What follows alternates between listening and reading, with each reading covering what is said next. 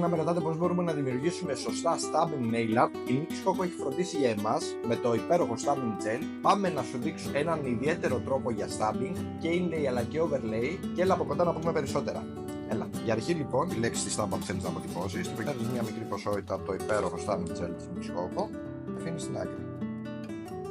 Είναι έντονα χρωστικά και με αυτή τη μικρή ποσότητα μπορείς να κάνεις παραπάνω από ένα nail art, όπως βλέπεις. Κουπίσεις καλά την ποσότητα, πολυμερίζουμε. Το μυστικό για τη συγκεκριμένη τεχνική είναι να χρησιμοποιήσεις την κατάλληλη βάση thick base λοιπόν από VI Pro και πετάμε μια πλούσια ποσότητα. Επί τόπου πολυμερίζουμε για 30 δευτερόλεπτα, το τονίζω αυτό. Θα με το κουψεράκι σου ανασηκώνεις προσεκτικά, κάνοντας την αρχή. Και αφού έχουμε ανασηκώσει, το τραβάμε. Στην ουσία έχουμε δημιουργήσει ένα slider. Κόβουμε τις άκρες, επιλέγοντας το σημείο που θα χρειαστούμε. Περνάμε μια λεπτή στρώση από thick base και επειδή θα με ρωτήσεις, αυτό το υπέροχο σημεράτο που βλέπεις από κάτω είναι liquid polygel που ίσπερα απόχρωση από VI Pro. Παίρνουμε τη στάμπα που δημιουργήσαμε και την τοποθετούμε στο σημείο που θέλουμε. Πιέζουμε με τη σφραγίδα μας και με το λαβάκι πολυμερισμού φυλάσσουμε ώστε να σταθεροποιήσουμε.